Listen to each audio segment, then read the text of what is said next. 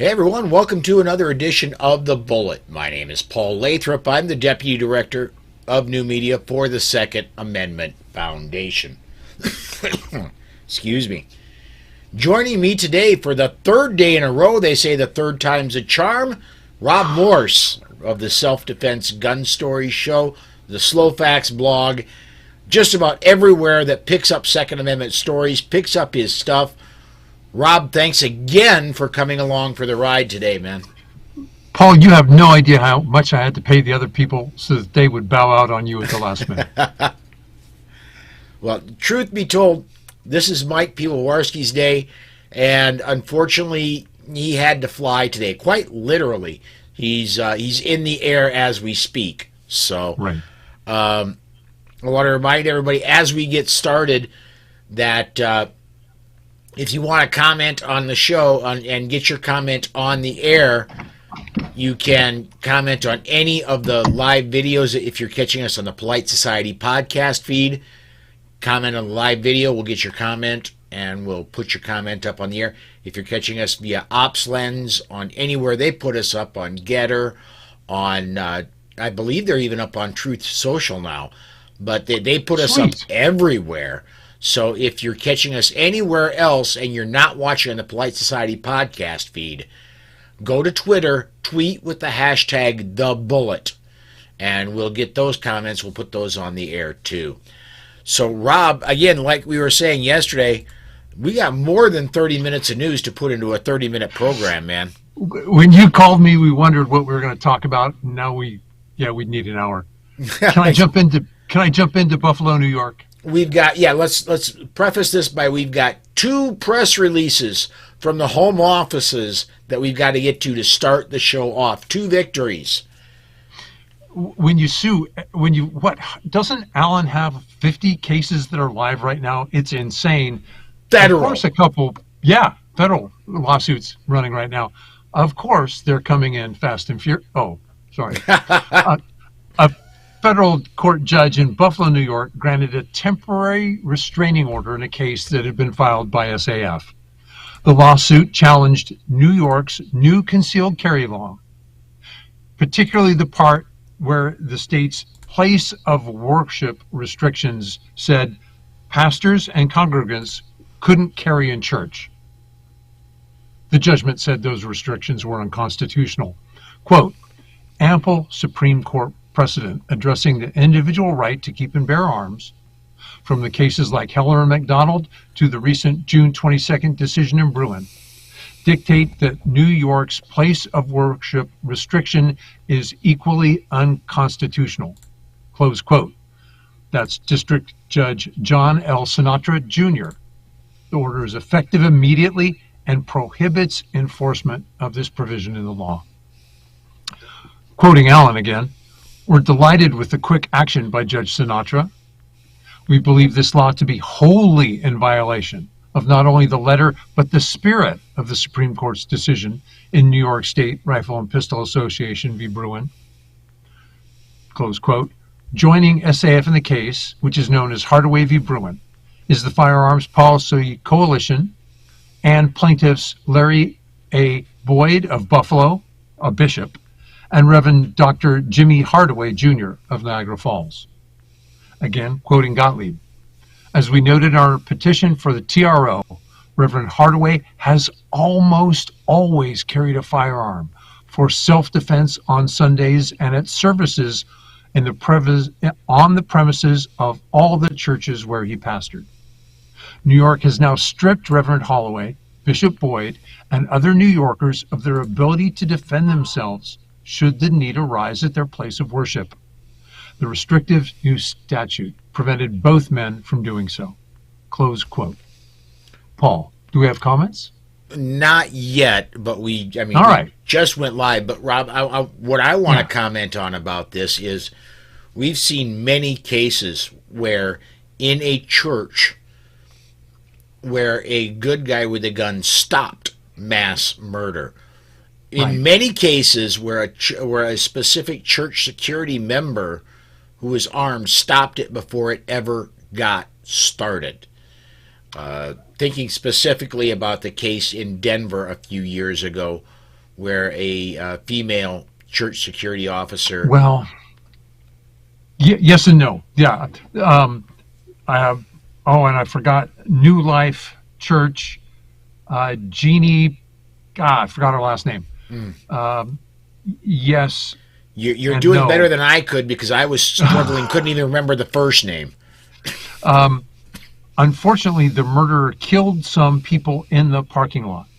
As he entered the church, Jeannie closed on him. Interestingly enough, there were two other security team members, all of whom were armed and converging on him. She got there first. And was she using a 380 or was it a 9? If so, it I was believe it was a 380. Yeah, it was not. Yeah, She was not using a Glock 19, that's for sure. right. It was a subcompact, but you know what? Shot placement counts. It does. What I'm thinking of is all of the congregations, the two attacks we recently had in Texas, Stephen Williford and Jack, again, last name escapes me. There were security teams in place. In some cases, the teams went home and weren't covering that part of the sermon. And now everybody said, we need to be intentional. A key word in many Protestant congregations. Yes, be intentional with your actions and with your security plans. Let me get Jack. Jack has a comment. Let me get this one up. I'm sorry for the coughing today, but Poe Murray called SAF an extremist group today. They, Poe and Shannon, are also losing their minds over the Stephen Gakowski appointment to CNN. Their house of cards is crumbling. I need to grab popcorn. Rob, had you heard about that yet? Stephen Gakowski is now a commentator for CNN. Stephen was a speaker at Gun Rights Policy Conference. That hadn't made it out then at GRPC, which happened the 1st and 2nd of this month. But it's not surprising to me. I'm kind of surprised Fox News didn't grab him up. Here it is on Yahoo. CNN announced their newest hire Wednesday, Stephen Gutowski, with backlash already coming in from the left. Gutowski, the founder at The Reload, his news organization committed to sober, serious reporting on firearms policy and politics, will join the newsroom as a firearms contributor. You know what? He's doing, he's pulling a AWR Hawkins. I mean, CNN has no expertise on firearms. None. They recognize it in Gutowski. Okay, they bought what they needed. Now, how does he get to say to the commentators who put editorial in place of news, I'm sorry, that's not what the law says. We'll see how that works out. Yeah, and I got to say, and I very rarely say this, good on you, CNN. You grabbed a good one. Amen. You know what? Wow, though. Wow. I'm thinking of so many of the liberal hosts who will probably go crosswise with Gutowski. It'll be Stefan will learn to manage those conflicts. He's an adult. I may have to tune in. Wow, who knew? No kidding. Yeah, we got one more victory, man, to talk about. This one in Illinois. You want to tell everybody about what happened there, man? Right. Again, SAF confirmed today its federal lawsuit against the Illinois State Police was dismissed. That's good news. The lawsuit compelled the agency to finally hire additional personnel in order to clear a backlog of applications for the state-mandated firearms owners' identification cards. Now, you and I would like all those to go away. That's a different news report. The state agreed to comply with the law and process the applications. They agreed to hire the personnel to do so. The case is known as Marzalik v. Kelly. I think you're right there. Yeah. joining SAF, or the Illinois State Rifle Association, and, interesting, the Goldwater Institute of Phoenix. Again, speaking for SAF, Executive Vice President Alan Gottlieb said, "The issue was quite simple, and we're glad it's resolved. In 2020, when the COVID pandemic hit, restrictions were put in place in Illinois that caused the Illinois State Police to completely fail in its statutory responsibility to process applications for FOID cards in 30 days. However, the state was taking up to 6 months and sometimes more to complete this process. The result was that Illinois citizens were being denied the exercise of their Second Amendment rights. At the time, the state police said pandemic restrictions prevented them from hiring additional staff. Thanks to pressure from SAF, Illinois State Rifle Association, and the court, the state police cleared up the hiring matter and the application backlog. It finally acknowledged its obligations under the law to speed up the process and comply with the legislated timeframe. While this lawsuit is dismissed, there are plenty of other legal challenges facing gun owners in Illinois, and they're still pending in the courts. Of course, Rob, you and I would, and this is still in process. I do believe the FOID card is going to go away. It's not going to go away tomorrow, but it is going to go away. The New York State Rifle and Pistol Association v. Bruin ruling from the U.S. Supreme Court gave us tremendous leverage. It gave us new tools to bring lawsuits to defend our rights. Mm-hmm. The question is, where do you start? Starting with a 6-month delay isn't at the top of the list when a lot of people have their rights violated in a more gross fashion. Yes, you're absolutely right, Paul, and you and I can place bets. Unfortunately, we're seeing some states do some crazy things recently where they're vying to be the next lawsuit. Yes, they are the full lawyer employment program. There you go. Well, and what this says is, if you haven't donated to SAF, because, what could they do? Right now, we're bringing you stories a couple times a week about how we're winning our rights back. If you want them back faster, cash talks. Yeah. And it is true that when we win a lawsuit, we get attorney's fees back. However, lawsuits cost more than just attorney's fees. Right. There's a lot of expenses beyond attorney's fees that are not covered. This next story is really about money. Shall we jump into Tacoma? Yes, let me check. Okay. You know what? Let me get Big John 410 to that. We were talking about the Denver case, and Big John 410 has an answer for us about what handgun that young lady was carrying. And let me get the right button over here. I can see your face. Unfortunately, I can't. She was carrying a Ruger LCP Max 10, 10 plus 1 in 380.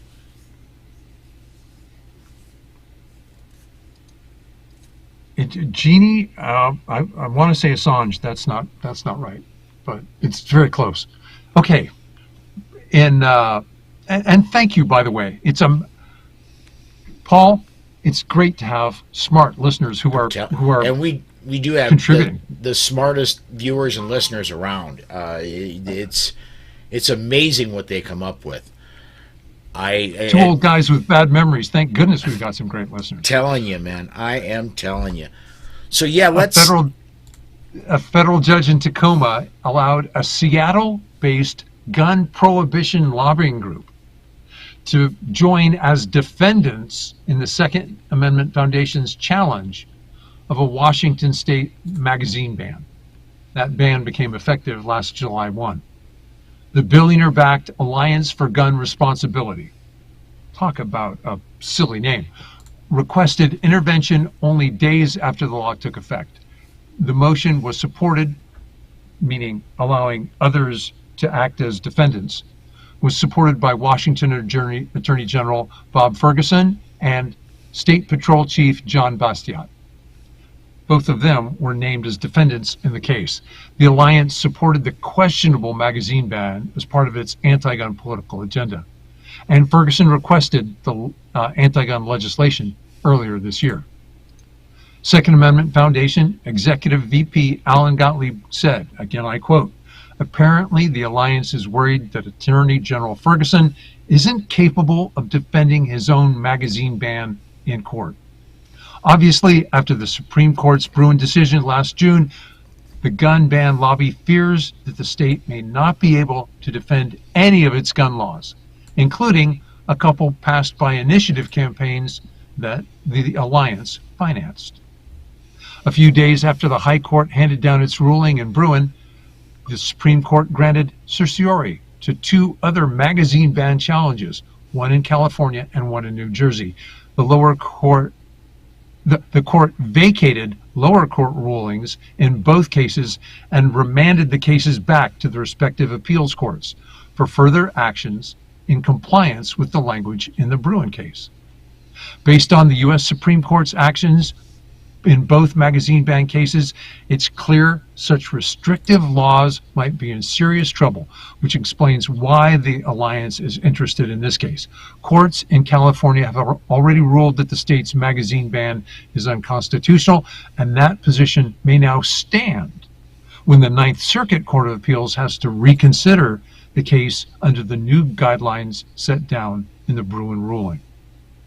If the alliance wants to hold hand with AG Ferguson, that's their business. Maybe he needs the moral support. Close quote.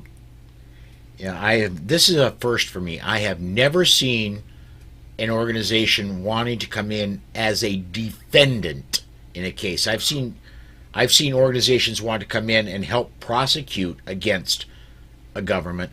I've seen that a lot. Wanted to come in and get on the action and help to sue the government, but I've never seen a organization want to come in and help the government out. I've never ever seen that. This is a unicorn in that case. Well, but wait a minute. The unicorn funded the bill. I mean, money talks in politics. They spread money around. They got the bill they wanted. Mm-hmm. Of course they want to defend it. It's theirs, but it's not ours. It's not the citizens. It may not even really be the AGs or the politicians. Okay, they put in a magazine ban. Those have been denied at the Supreme Court. They said, okay, lower courts, you got this one wrong. I'm overturning your ruling. Go fix it in light of what we said. We've seen lower court judges, Judge Roger T. Benitez in California, say, I'm looking at that. I'm looking at California's magazine ban. I'm seeing that it's unconstitutional. I think he gave them 45 days. The state wanted to push it out to 18 months before they were required to reply. I don't know if they're going to appeal that, where the judge says, look, I expect arguments. I don't know if they can appeal his timeline. Yeah, I'm not sure, but I am sure, just as I'm sure that eventually the FOID card will go away, I'm sure in a lot more rapid fashion that the 10-round magazine bans are going to go away. And that's not going to take the length of time it's going to take for the FOID card to go away. You know, you just made me think. When Jefferson was president, he sent Lewis and Clark across the country. They had the Garaboni rifle. It was an air rifle. And when you think they weren't using steel, they were using cast iron to make pressure vessels. You literally pumped it up, took a long time, but I believe it was 22 shots before it had to be reloaded. Mm-hmm. Okay. So magazine bans. You know what? We've got some prior art. If only Ashley Hablinski was here, she'd have us straightened out in a heartbeat. Or even Rob Campbell. Oh, of course. Yes. Equally. Right. You want to check for comments or stay on the left coast and go down to Pasadena? Let me get one from Big John 410 in. Going back to the FOID cards. Big John 410 says New Jersey and Maryland have FOID type cards too. I knew about New Jersey. I was not aware Maryland had them. So, yeah, I'm. Big John, that always brought up something that amazed me. Why do I need a carry permit? Because you've already given me this void card. You've told me I'm good to buy ammunition. You told me I'm good to own a gun. What's the difference between this background check and the one that I got when I bought the gun? I mean, if you wanted to, you could come take the card back if I had a criminal record. You run my a check on me every, once a week? In Illinois, Every remember, night, right? when Gary was with us on Polite Society, he'd remind us that Illinois did it daily, or at least every weekday. Good point. And I get more proof that we've got the smartest viewers around and the smartest listeners around. Gun websites: Giordani air rifle equals 20 round tubular magazine alongside the barrel. Thank you, guys. Wow. Let's twice what would be legal now in many Western states or New Jersey. Again, recently ruled unconstitutional. By the way, in Washington, D.C., too. Speaking of which, on Wednesday night, a Pasadena police representative told the city council's public safety committee that the police had revised its concealed carry weapons permit process. They would require applicants to undergo a psychological exam and an interview with the chief of police. Now, who knows when the chief of police will finally be ready to take your call? The updated policy was crafted after the U.S. Supreme Court ruling which struck down New York state law that restricted who could obtain a permit to carry in public. New York residents were required to show proper cause or an actual need to carry a concealed handgun. The Supreme Court said that law conflicts with the Second Amendment. The decision removed the good cause mandate, but Pasadena's statute still requires the applicants to be of, quote, good moral character and to be a resident of the city, to complete a firearms training course as described by the California Penal Code. The decision on August 1, the LA's Sheriff's Department returned the concealed weapons permit duties to all the local sheriffs rather than handling it at one place in LA County, because they basically said, we're going to get drowned. We can't handle the flood. Pasadena police said they'll start this new policy November 1. It brought something to mind, and I went back to the Bruin decision. The Bruin decision explicitly states that the evaluations by licensing officials must be made on, and I'm going to quote this because it's brilliant and it's precise, on, quote, narrow, definite, objective, and non-discriminatory standards. Meaning you can't judge. Judgment cannot be involved. Do you have a criminal record that meets, that takes you outside of the statutory requirements? Are you a convicted felon? Yes or no? Check the box. Do you have a medical condition which precludes you from making judgments? Meaning, are you committed, and is that currently an issue? Yes or no? Check the box. You're done. That's it. I guess the other might, interestingly enough, recently, someone said, have you been indicted? And the judge said, no. Being indicted is not sufficient because you haven't had due process in a court of law. So even that wouldn't matter. Yes, agreed. I want to go through the process because they actually put up the process for getting a permit in Pasadena, and it's 8 steps. Step 1, make an appointment. Step 2, at appointment, deliver all required documents, pay, and complete live scan fingerprinting. Step 3, interview with the assigned background investigator. Step 4, investigation completed and reviewed by Employment Services Unit Sergeant. Step 5, psychological exam. Step 6, interview with chief of police or chief designee. Then, I guess this is 6A, polygraph, if necessary, at request of chief of police or designee. That I've never seen, a polygraph in a permitting process. Yeah. This will, Alan. Alan's going to collect court costs on this one. Step 7, collection of remaining balance of fees. Step 8, card created by employment services. And then after step 8, DOJ notified provided documentation. No, it's not going to. By the way, okay, so and this is all supposed to go into effect November 1st. Yeah, they're not going to be ready. I was reminded, and you reminded me just the other day, our cars are phenomenally more powerful than any firearm. Yes. Sort of an anti-tank gun, I'll say. And yet, you and I are allowed to drive. Are we too mentally incapacitated to drive? Is our criminal record such that we're not allowed to drive a car? Okay, what's the problem with a firearm? Wow, it gets simple when you look at it in some light. Yes, absolutely. I want to get a couple more comments up here. Going back to the air rifle, I want to get a couple more comments in here from gun websites. It was good for up to 80 shots before it needed to be repressurized. 1,500 pumps with a hand pump.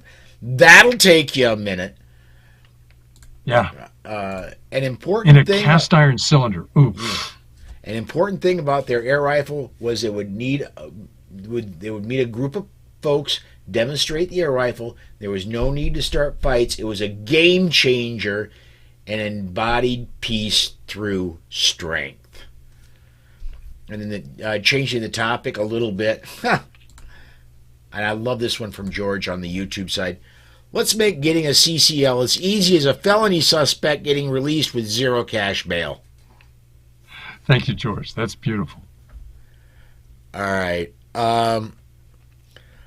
Just a few minutes left in the broadcast today. Do we want to talk about Oregon or do we want to talk about Hawaii? We've got two from Hawaii.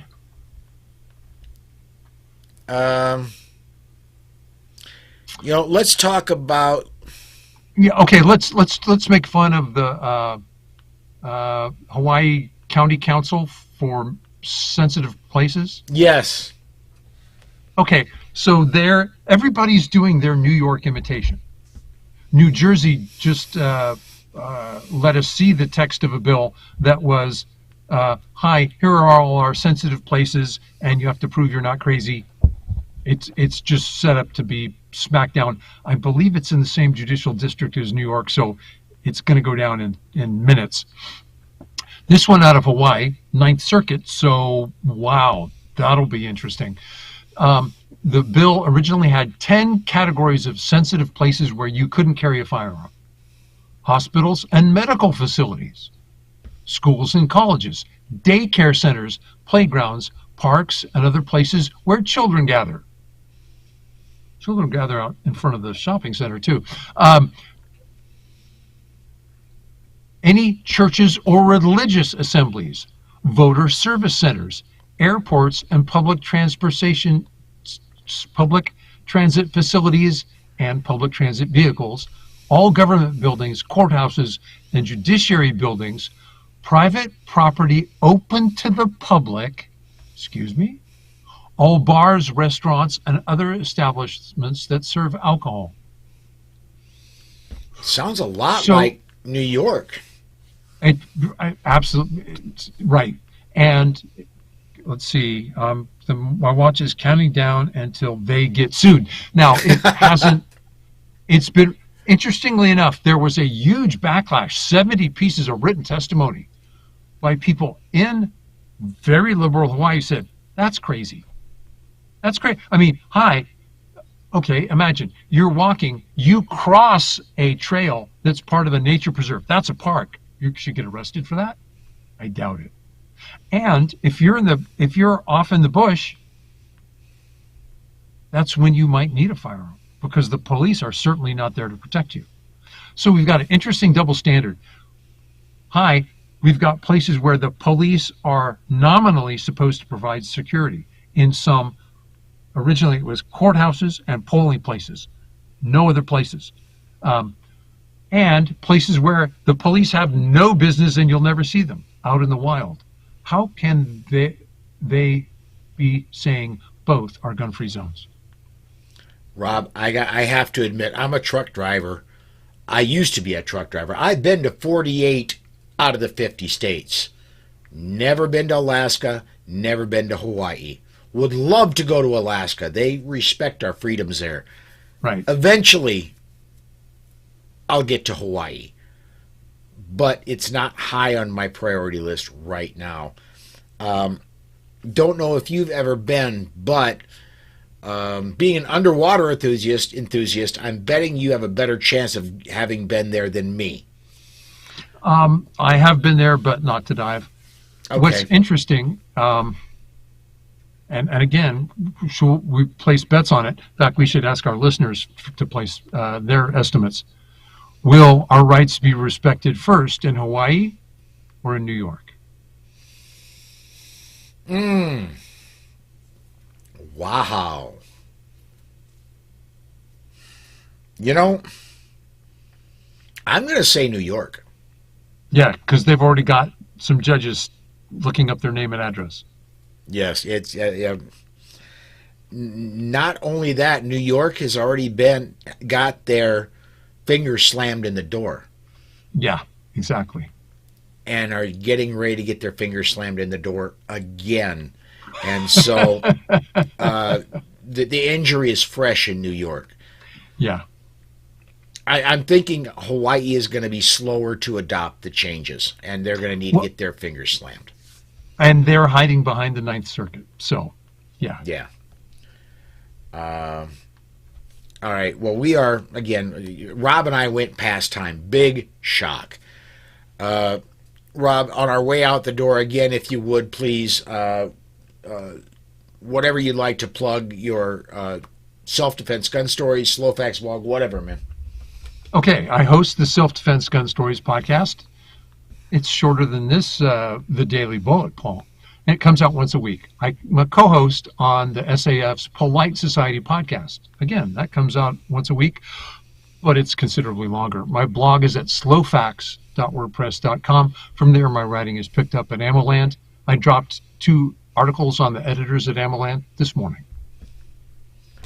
Very cool. I do want to remind everybody tomorrow at 5 p.m. is Legal Friday with Alex Uli. We'll be talking a lot. We've got a lot of legal stuff to talk about today, including I know that temporary restraining order story is going to get mentioned again tomorrow. We'll be talking with Alex about that and other legal topics that surround the Second Amendment. Be sure to tune in for that. And Saturday, because he missed today, Mike Piwowarski promised me he'd show up for Saturday. I don't know who else is going to be here, but we'll have a Week in Review show on Saturday at noon Central Time. That's going to do it for us today. Everybody, thank you for watching. Thank you for